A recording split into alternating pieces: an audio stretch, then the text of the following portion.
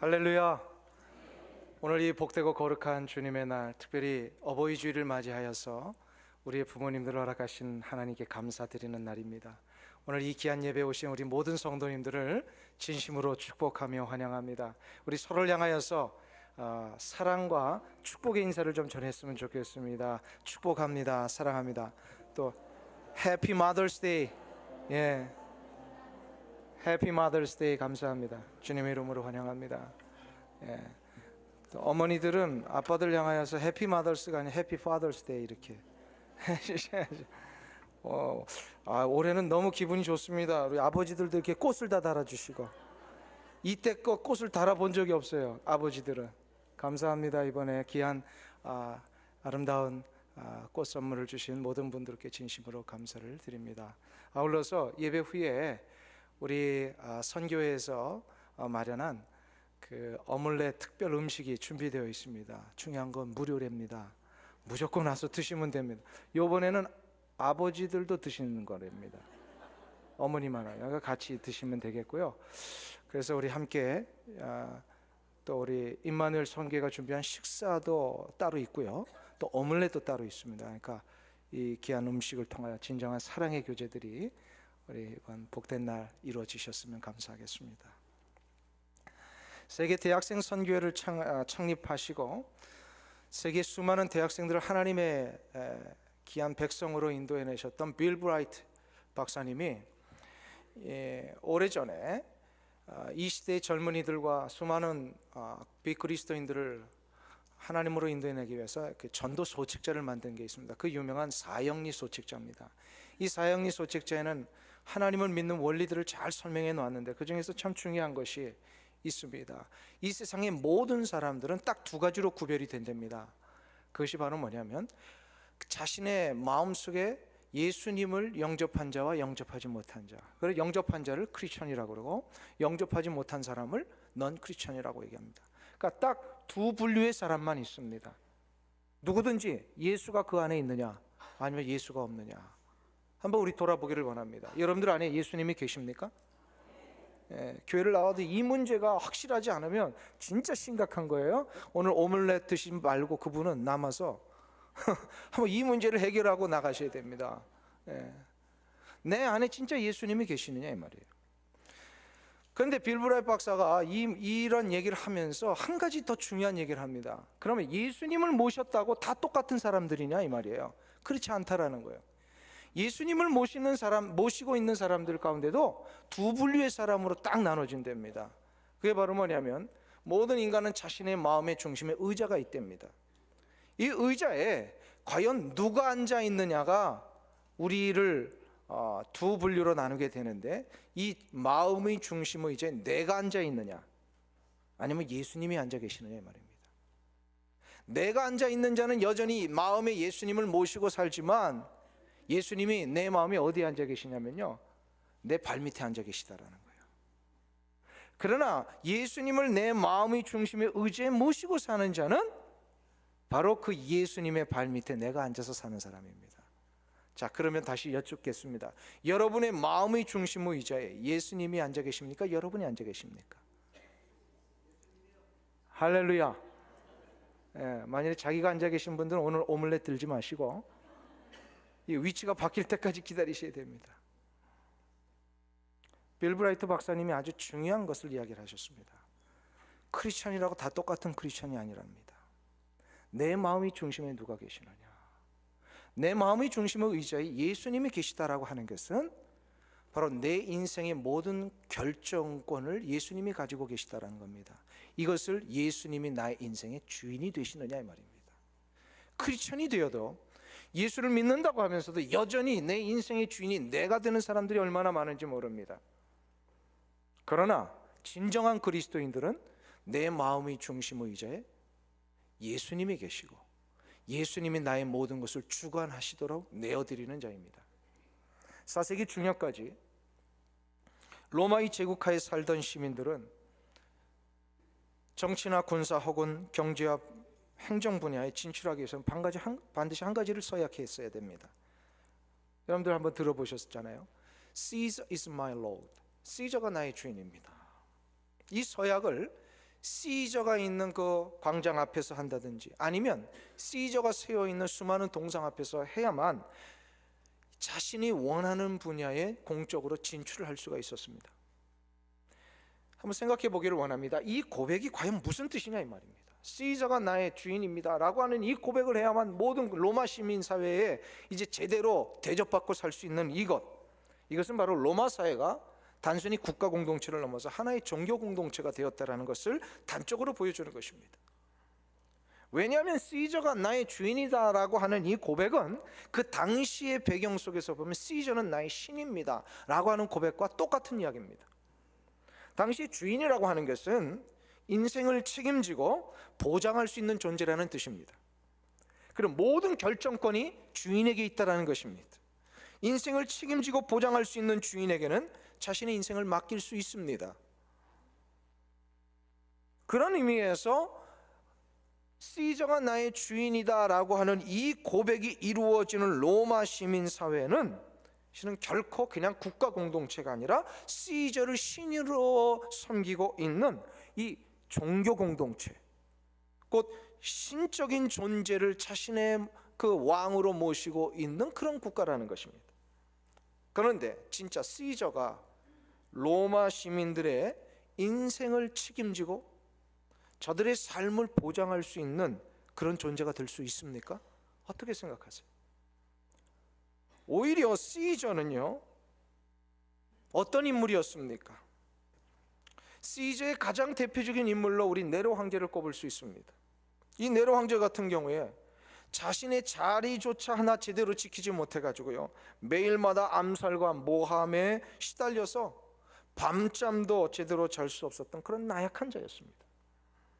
그러니 이런 황제를 향하여 시저는 나의 주인이라고 고백하며 외치던 로마 시민들의 그 삶이 얼마나 어리석은 삶이며 얼마나 속고 사는 삶이었는지를 우리는 알 수가 있습니다.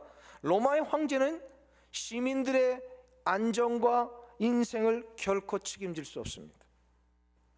누군가를 책임지기 위해서는요, 그 책임을 지는 당사자는 그 문제만큼은 자기 스스로 해결할 능력이 있어야 돼요. 그래야 책임을 진다라고 얘기를 할 수 있습니다. 세상의 그 어떤 자도, 그 어떤 권력도 인간의 한평생 삶을 책임질 수 있는 자는 아무도 없습니다. 우린 속지 않아야 됩니다. 고대 이집트 왕국의 신으로 추앙받았던 파라오도 중국 천하를 통치하며 스스로 자기가 신이라고 여기며 이름조차도 상제라고, 하늘의 가장 높은 자라고 부르며 군림했던 수많은 중국의 황제들도요, 백성들의 인생을 책임지고 보장한 자는 아무도 없었습니다. 누군가를 책임지기 위해서는요, 그 책임을 지는 당사자는 어떻게 된다고요? 그 문제만큼은 자기 스스로 해결할 능력이 있어야 되는 거예요. 우리 인간의 인생을 책임지고 보장할 수 있는 분은 오직 우리 인생을 만드신 하나님 한 분뿐이십니다. 왜 하나님 한 분만이 우리 인생을 책임지실 수 있는 분입니까? 바로 하나님은 해결치 못하실 일이 없으신 유일한 분이시기 때문입니다. 이 부분에 대하여 이사야 선지자는 이사야 44장 3절과 4절에서 하나님의 그 강력하신 선언을 우리 가운데 이렇게 전해주고 있습니다. 우리 이사야 44장을 한번 찾아보겠습니다. 구약성경 이사야 44장 3절과 4절입니다.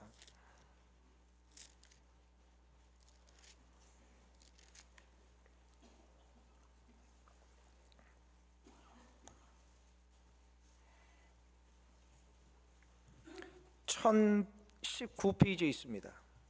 이사야 44장 3절과 4절 말씀을 우리 같이 한 목소리로 합독하겠습니다.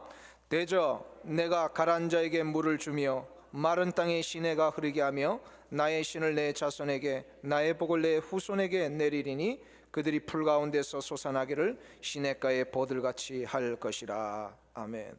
이 말씀을 개역 개정 성경은 이렇게 우리 가운데 다시금 번역해 주고 있습니다. 나는 목마른 자에게 물을 주며, 무슨 얘기입니까? 인생에 목마름이 있는 자에게 물을 주실 수 있는 분이라는 거예요. 누가요? 하나님이. 마른 땅에 시내가 흐르게 하며 나의 영을 내 자손에게, 나의 복을 내 후손에게 부어주리니 그들이 풀 가운데서 솟아나기를 시냇가의 버들같이 할 것이라. 아멘. 자, 한번 보십시오. 인생의 목마름을 해결하실 수 있는 분은 하나님 뿐이시라는 겁니다. 믿으세요, 이것을? 인생의 가뭄과 절망이 왔을 때에 내 인생의 길에 생명의 길을 여실 수 있는 분이 하나님 뿐이시라는 겁니다. 그래서 44장 6절을 한번 가보세요. 이사야 44장 6절 뭐라고 말씀합니까? 같이 읽겠습니다. 이스라엘의 왕인 여호와, 이스라엘의 구속자인 만군의 여호와가 말하노라. 나는 처음이요 나는 마지막이라. 나 외에 다른 신이 없느니라. 할렐루야. 하나님은 우리의 처음이며 마지막이십니다. 이게 무슨 얘기입니까? 우리의 전부시라는 거예요. 하나님 외에는 다른 신은 없습니다. 하나님만이 나의 주인이시며 나의 신이십니다. 하나님만이 나를 보장하실 수 있고 하나님만이 나를 책임지실 수가 있습니다. 그래서 이것을 깨달은 자가 할 수 있는 고백의 기도가 바로 오늘 우리가 읽은 마태복음 6장 13절에 나오는 그 고백입니다. 나라와 권세와 영광이 아버지께 영원히 있사옵나이다. 아멘. 할렐루야. 이 기도는요, 주님의 가르쳐 주신 그 6가지의 간구 있잖아요. 우리가 수주 동안 살펴본 이 주기도문의 6가지 간구 맨 마지막에 나오는 송영입니다. 송영이라고 하는 것은 기도를 끝내면서 하나님께 드리는 영광과 찬송의 기도라는 뜻입니다. 이 송영은 그래서 주님이 가르쳐 주신 이 기도의 마무리를 하는 기도인 동시에 이 기도를 가지고 이제는 이렇게 살겠습니다, 이렇게 인정하며 삽니다 라고 하는 우리의 결단과 서원의 기도이기도 합니다. 한글 성경에는 원래 헬라어 원문에 있던 그 중요한 단어 하나가 생략되어 있습니다. 호티라고 하는 이 헬라어는요, 왜냐하면이라는 뜻을 가지고 있습니다. 이 왜냐하면이라는 단어를 옛날에 성경이 번역될 때에 어려운 한자로 번역이 됐습니다. 대개라는 단어를 들어보셨습니까? 우리 주기도문 할 때 맨 마지막에 대개 나라와 권세와 영광이 아버지께 영원히 있사옵나이다 이렇게 하잖아요. 이 대개가 바로 호티라고 하는 헬라어를 번역한 건데 원래 대개는 정확하게 그 번역이 된 게 아닙니다. 대개는 큰 대자에 덮을 개자를 써서요, 국어 사전적인 의미로 보면은요 이런 뜻이에요. 일의 큰 원칙으로 말하건대. 이런 단어 지금 써요, 안 써요? 안 씁니다. 거의 이 대개라고 하는 말은 쓰지 않습니다. 사람들이 보통 주기도문에서 대개 그러면 대충 이렇게 이해를 하고 있는데 그 뜻이 아니고요. 대개라고 하는 것은 일의 큰 원칙으로 말하건대 이렇게 이제 쓰는 단어예요. 왜냐하면 이 단어가 왜 사용이 됐냐면 우리 한국어 성경이 번역이 될 때에 중국어 성경을 가지고 번역을 했습니다. 근데 중국어가 이 단어를 대개라고 하는 어려운 한자를 쓴 거예요. 그래서 그걸 그대로 쓰고 있습니다. 그렇지만 만일에 지금 이거를 다시 사용하여 번역한다면요, 왜냐하면 이렇게 번역하는 게 좋습니다. 왜냐하면 영어 성경 그렇게 번역을 했어요. 그러면 왜냐하면이라고 하는 이 단어를 삽입을 해서 이 마지막 성령을 다시 우리 시대에 맞춰서 어떻게 해주신 것인지, 무슨 기도인지를 우리가 다시 한번 번역해 본다면 이런 뜻이 될 수 있어요. 지금까지 우리가 이렇게 6개의 기도를 간구한 것은 나라와 권세와 영광이 아버지께 영원히 속하여 있기 때문입니다. 이런 뜻이에요. 아멘. 이게 얼마나 중요한 기도인지 아시겠어요? 지금 6개 이렇게 간구를 했잖아요. 하나님을 향한 3개의 패티션, 그 다음에 우리를 향한 이 3개의 패티션, 이 3가지 간구를 한 다음에 이 기도를 마무리하면서 이렇게 간구한 것은 나라와 권세와 영광이 하나님 아버지께 영원히 속하여 있기 때문입니다 라고 기도를 하는 것이라는 겁니다. 이런 뜻 때문에 마지막 성령은요 매우 중요한 고백이에요. 우리가 기도의 삶을 살고 하나님 앞에 신앙의 길을 걸어가는 이유가 뭡니까? 바로 하나님이 내 인생의 모든 것을 책임지시며 보장하실 수 있는 분이시기 때문입니다. 내 인생에 이사야 44장의 그 이 표현대로 하면요, 내 인생의 목마름을 해결하실 수 있는 하나님, 내 인생에 가뭄과 절망이 왔을 때 이 문제를 해결하시고 나에게 새로운 생명의 길을 여실 수 있는 하나님, 그 하나님을 나의 참된 주인으로 여기며 살고 있기 때문에, 그 하나님만이 이 땅에 나의 유일한 하나님이시기 때문에 우리는 이 고백을 할 수 있다라는 거예요. 나라와 권세와 영광이 아버지께 영원히 있사옵나이다. 그래서 우리는 이 고백할 때마다 세 가지를 늘 명심하며 고백을 해야 됩니다. 첫 번째는요, 나라가 아버지 하나님 앞에 속하여 있다라는 이 고백을 가슴에서부터 해야 됩니다. 한번 따라하겠습니다. 나라가 하나님 아버지께 속하여 있습니다. 아멘. 그냥 후딱 이게 외워버리는 기도가 아니라요, 나라가 하나님께 속하여 있습니다 라를 내 가슴에서부터 인정하며 고백하는 기도라는 거예요. 이게 나라가 뭡니까? 하나님이 통치하시는 모든 영역입니다. 그러면 이 세상 사는 동안에 우리가 경험하는 이 땅의 모든 것, 하나님이 통치하지 않으시는 영역이 있어요, 없어요? 모든 것이 다 하나님의 통치의 영역 아래 있습니다. 아멘? 인정이 되시죠? 그렇기 때문에 이 고백을 한다는 것은 내 삶의 모든 것이 하나님의 통치 아래 있습니다. 이거 고백하는 거예요. 내 가정이 하나님께 속하여 있는 겁니다. 내 가정이 내게 아니라 하나님의 것입니다.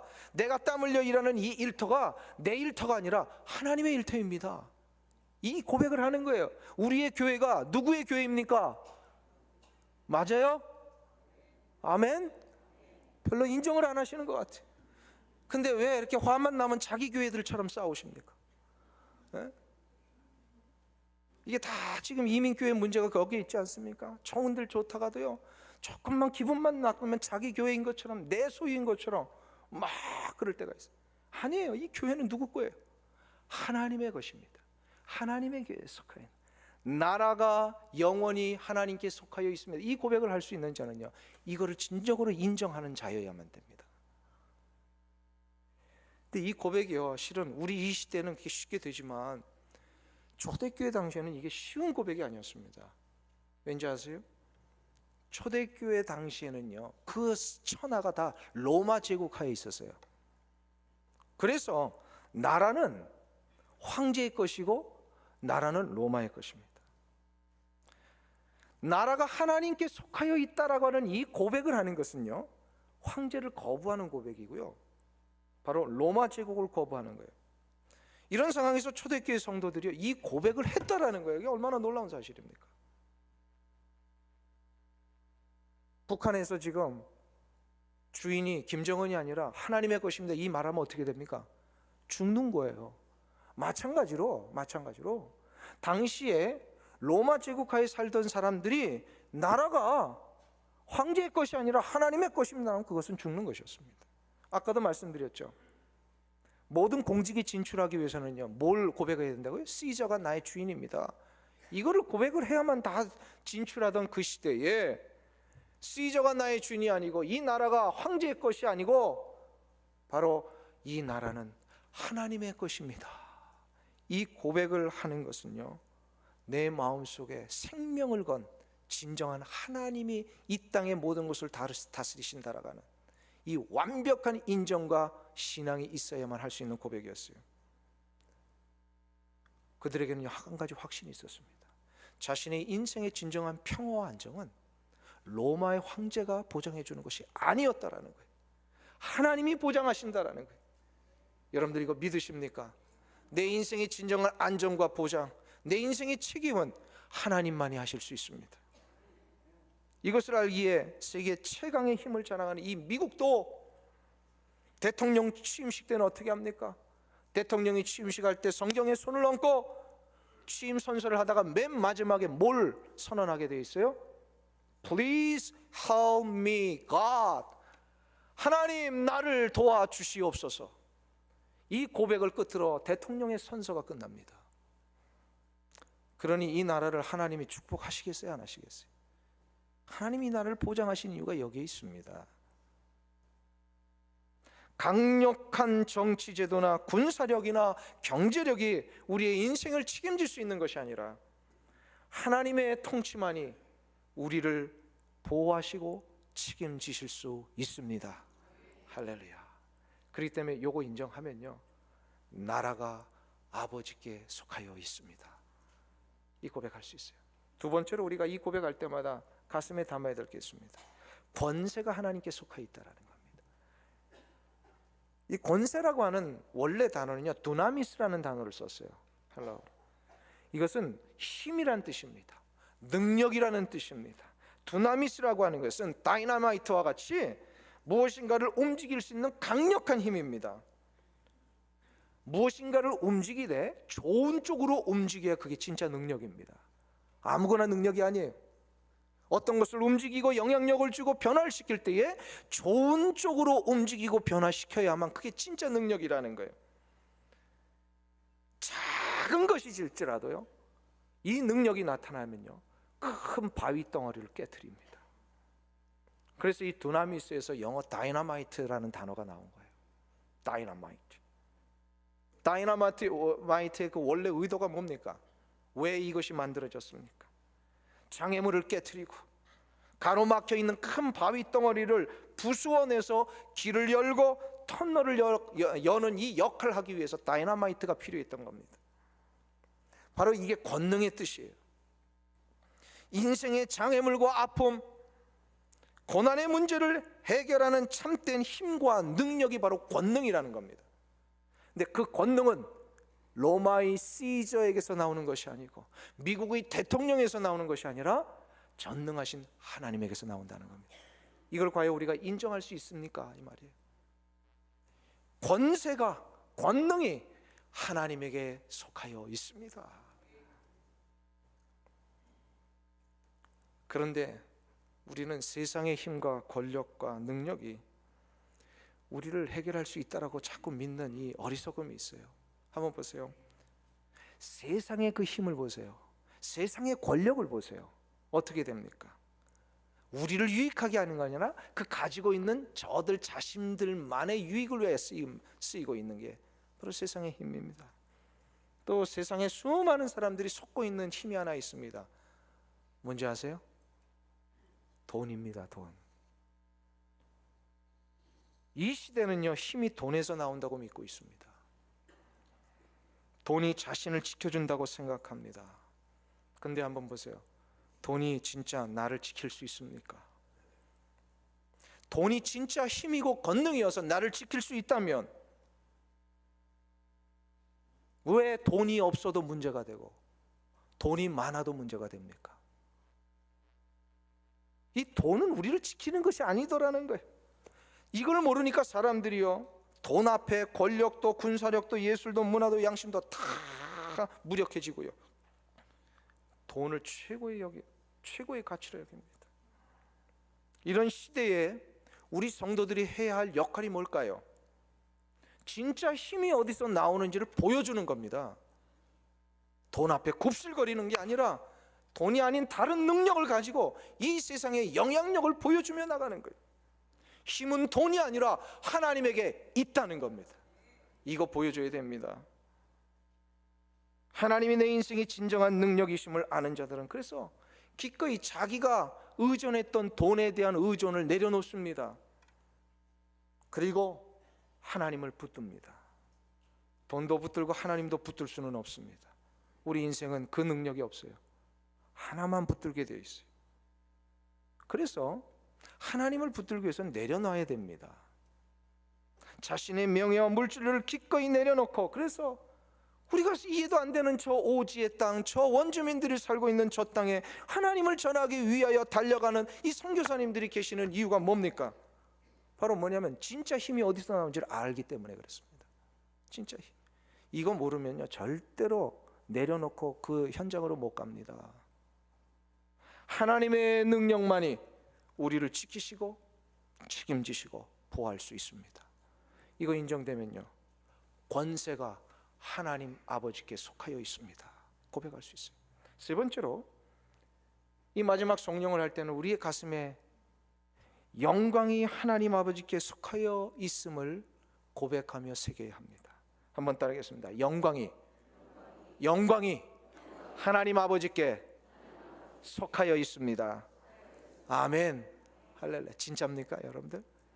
영광이 하나님께 속하여 있음을 믿습니까?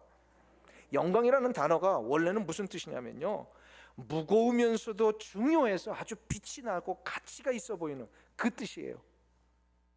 이 단어는 그래서 성경에 나오는 모든 영광이라는 단어는 오직 한 가지 경우에만 쓰는 단어였습니다. 그 한 가지 경우가 뭐냐면 하나님에게만 사용되는 단어가 영광이에요. 하나님에게 영광을 돌린다라고 하는 것은 하나님의 그 위엄과 능력의 역사가 얼마나 무겁고 중요하고 중요하게 빛나시는지를 우리의 입을 통하여서 고백하며 찬양하는 것, 이게 바로 하나님 앞에 영광, glorify God 하는다는 게. 그런데 이 영광이라는 단어가요, 어느 순간부터인가 인간들이 자기들을 위한 단어로 막 가져오기를 시작을 했어요. 영광은 하나님에게만 속하여 있는 단어인데 이 단어를 인간들이 막 자기들이 속한 단어처럼 가져오기를 시작을 했어요. 인간의 그 무겁고 중요하게 빛나는 존재가 되기 위하여서 이 영광이라는 단어를 막 썼는데, 이 영광을 쓰니까요, 인간이 무겁고 중요하게 빛나는 존재가 아니라 그 영광의 자리를 지키기 위해서 더 불안해지고 더 초조해지는 역효과가 나왔습니다. 역효과가 나왔어요. 로마 시대의 영광의 자리에 올라가기 위하여서 권력 투쟁을 벌였던 그 귀족과 원로원들의 삶은 어떤지 아세요? 옛날 그 고문서들 보면은요, 거기에 대한 기록들과 책 보면요, 날마다 권력 투쟁 때문에 죽고 또 죽이고, 이 죽음의 원수 갚는 것의 반복이요, 불안과 두려움 가운데 살았습니다. 영광의 자리에 올라가 있는 그 시저마저도요, 아까 말씀드렸잖아요, 언제 암살당할지 모르고 언제 이 권력의 암투 때문에 자기가 쓰러질지 모르니까요, 밤잠을 이루지 못하고 나중에는 자살합니다. 자살해요. 왜 그렇습니까? 하나님에게 속하여 있는 단어를 인간들이 가져가 버리니까 이게 되지가 않는 거예요. 영광은 하나님께만 속하여 있는 겁니다. 아멘. 그러니까 우리의 삶은요, 마땅히 하나님께 속하여 있는 이 영광을 하나님께로 돌려드리는 겁니다. 그래서 영광을 돌린다 그러잖아요. 영광을 돌려드리는, 이 영광을 하나님께로 다시금 돌려드리는 것이 인생의 지혜예요. 인생의 승리의 비결이에요. 근데 놀라운 사실이 하나 있습니다. 하나님에게 속한 것을 하나님에 속한 것을 하나님께로 돌려드리며 살 때에 불안과 초조, 두려움과 걱정이요 해결되더라는 거예요. 하나님에게 속한 나라와 권세와 영광을 하나님의 것으로 인정하며 돌려드리니까 오히려 내 인생의 목마름이 해결이 되고 내 인생의 가뭄과 절망 가운데 생명의 길을 여시는 하나님의 축복을 경험하게 되더라. 아멘. 그 이사야 44장의 말씀이 바로 그거예요. 이것을 일찍이 깨닫던 왕이 솔로몬 왕 아닙니까? 그 초기에 얼마나 하나님 앞에 바르게 나라를 통치했어요. 그래서 잠언 3장 6절에서 이렇게 얘기를 합니다.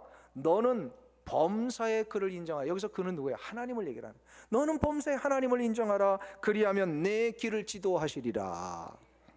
하나님을 인정한다는 게 뭡니까? 하나님께 속하 있는 나라와 권세와 영광을 하나님의 것으로 마땅히 돌려드리는 겁니다. 그래서 이것을 붙들고 솔로몬이 살았기 때문에요, 세계 역사에 유례 없는 그 완벽한 부귀와 영화를 누렸고 후대에 그렇게 아름답고 놀라운 지혜의 일들을 우리 후세에게 전해준 그 솔로몬. 그러나 그 솔로몬이요, 이스라엘 땅을 다스리면서 그 나라가 자기에게 속한 것이 아니라는 것을 그가 분명히 알았습니다. 그리고 이렇게 아름답고 놀랍게 이 나라를 부귀와 영화로 가장 화려하게 이스라엘 역사에 올려놓을 수 있는 능력이 자기 자신에게서 나온 것이 아니라는 걸 알았습니다. 그리고 하나님의 축복 가운데 얻은 이 놀라운 부귀와 영광의 자리, 이것이 바로 자기가 잘나서 이룬 것이 아니라 바로 하나님이 이 놀라운 은혜들을 인도해 주셨기 때문에 이루어진 것이다. 그래서 그는 날마다 나라와 권세와 영광이 하나님께 속하여 있음을 그는 인정하며 살았습니다. 이거 인정 못하니까 그가 말년에 어떻게 됩니까? 그도 무너지잖아요. 무너집니다. 이거 인정하는 자에게는요, 인생의 목마름을 해결받습니다.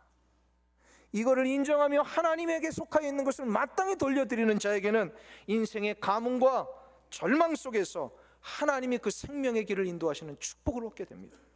사랑하는 성도님 여러분, 그래서 우리는 날마다 이 고백을 할 줄 알아야 돼요. 한번 따라하겠습니다. 나라와 권세와 영광이 아버지께 영원히 싸움나이다. 아멘. 이 고백은요, 그래서 우리 가슴에서부터 우러나는 고백이어야 합니다. 지난주에 저는 미국 뉴스를 하나 들으면서 참 진한 감동을 받게 되었습니다.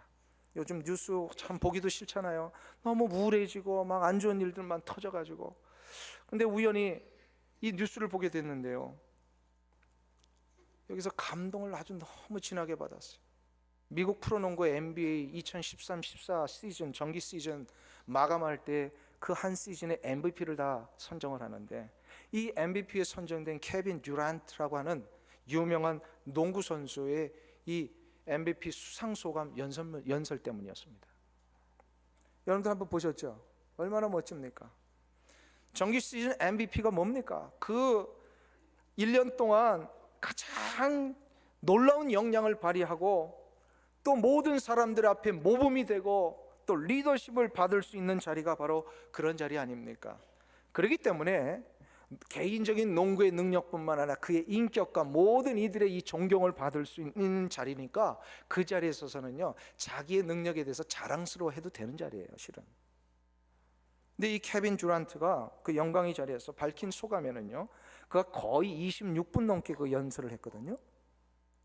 그런데 한 번도 자기 능력에 대한 자랑을 언급하지 않았어요. 그는 처음부터 끝까지 그 자리에 올라서게 된 것이 팀 동료들의 격려와 배려 때문이었다고 솔직하게 겸손하게 인사를 합니다. 그리고 자기 같은 사람을 이렇게 드래프트해서 픽해서 자기를 이렇게 훌륭한 선수로 만들어준 감독들과 코칭 스태프들과 그 농구팀의 지도자들에게 진짜 그 사랑의 감사를 드린다라고. 그리고 그는 마지막으로 그렇게 불우한 청소년 시절에 자기와 함께 꿈을 꾸며 자랐던 그 동네 친구들에게 고맙다고 인사를 드려요.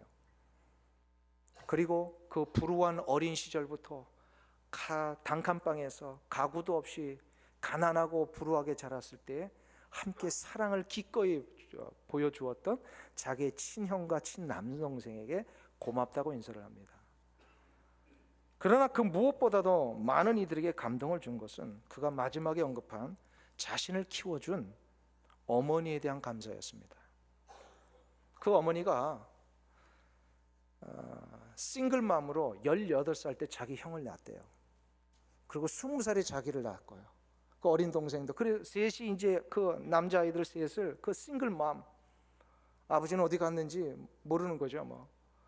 그래서 그 젊은 20대 젊은 처녀가, 젊은 여인이요, 이 세 아이들 얼마나 왕성하게 먹고, 그래서 얼마나 고생을 했는지 애들이 많이 먹으니까 먹을 게 없어가지고 엄마는 굶고 잘 때가 얼마나 많았는지 모른대.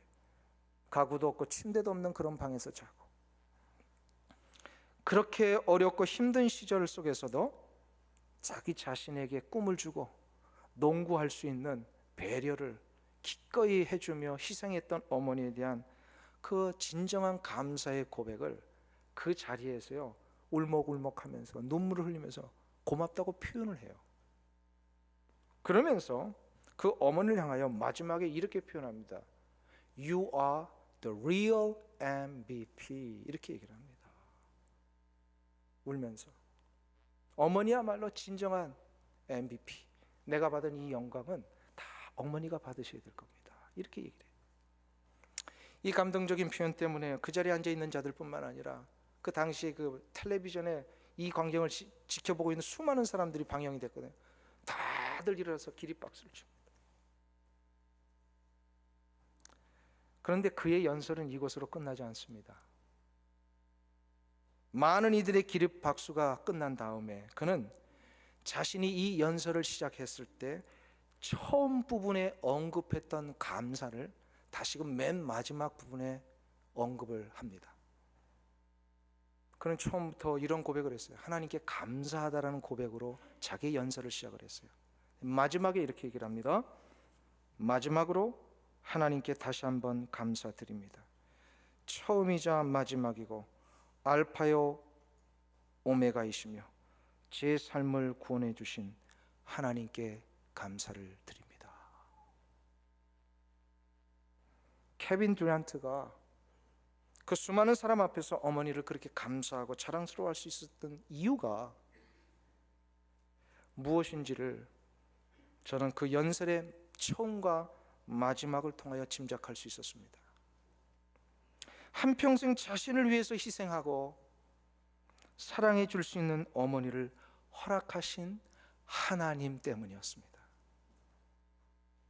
케빈 듀란트에게는 어머니야말로 자신의 인생을 스스로 서갈 수 있게 배려해주고 희생해주고 책임져 준 유일한 분이었어요. 세상의 어머니 가운데 자기 자식을 향하여 끝없는 사랑과 희생을 주지 않을 어머니가 어디 있겠습니까? 그리고 그렇게 주지 않은 어머니가 어디 있었겠습니까? 그러나 모든 사람들이 그런 어머니의 사랑을 받았어도 그것을 어머니의 공로로 돌려드리지 못하고 그것을 진정으로 고마워하는 사람들은 그렇게 많지 않습니다. 그럼에도 불구하고 이 케빈 듀란트라는 이 젊은 선수가 어떻게 이렇게 당당하게 어머니에 대한 감사를 할 수 있었던 것일까? 그것은 바로 그 어머니를 허락하신 하나님에 대한 감사가 있었기 때문입니다. 자신의 인생의 성공과 자신의 농구 선수로서의 능력과 자신이 그 자리에 얻은 모든 영광이 하나님으로부터 온 것이기에 그는 하나님을 처음이자 마지막이며 자신의 인생의 알파와 오메가가 되신다고 고백할 수 있었던 것입니다.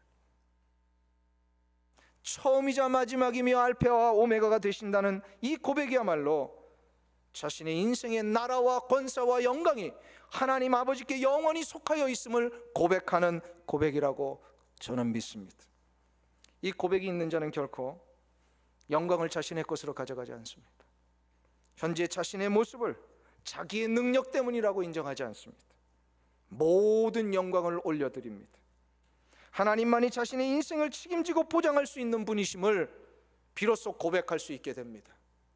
이 고백이 될 때 우리는 우리의 인생의 책임과 보장을 위하여 하나님이 이 땅에 허락하신 우리의 육신의 어머니, 우리의 육신의 아버지를 진정으로 인정하며 감사하며 존경할 수 있습니다. 오늘 우리는 어버이 주일을 맞이했습니다. 지금 우리가 이렇게 설 수 있었던 것은 바로 그 사랑과 희생의 능력을 아끼지 않냐고 다 내어주신 우리의 부모님이 계시기 때문입니다. 그런 의미에서 우리 성도들이 이 날을 맞이해서 우리의 부모님들에게 감사와 존경을 드리는 것은 하나님을 인정하는 겁니다. 왜냐하면 하나님께서 이 세상 사는 동안에 하나님의 우리를 향하신 그 책임과 보장을 우리의 부모님들에게 위탁하셨기 때문입니다. 우리의 부모님은 바로 보이지 아니하시는 하나님의 보이시는 대리인들입니다. 그래서 부모님을 존경하고 인정하는 것이 바로 하나님을 인정하는 것입니다. 사랑하는 우리 오렌지 카운티 한인교회 성도님 여러분, 우리 인생의 모든 나라와 권세와 영광이 아버지 하나님께 속하여 있습니다. 이 고백을 하실 수 있습니까? 그렇다면 이 고백을 할 수 있는 자는 우리 인생에 대한 책임과 보호하심을 하나님으로부터 보장받습니다. 그리고 이 고백을 할 수 있는 자는 드디어 우리의 부모님을 하나님이 허락하신 대리인으로 인정할 수 있습니다. 이 어버이 주일에, 이 마더스 데이에 하나님에 대한 사랑과 감사의 마음으로 여러분의 부모님들을 향한 사랑과 감사의 인사를 진심으로 전하시는 귀한 은혜가 있기를 간절히 축원합니다.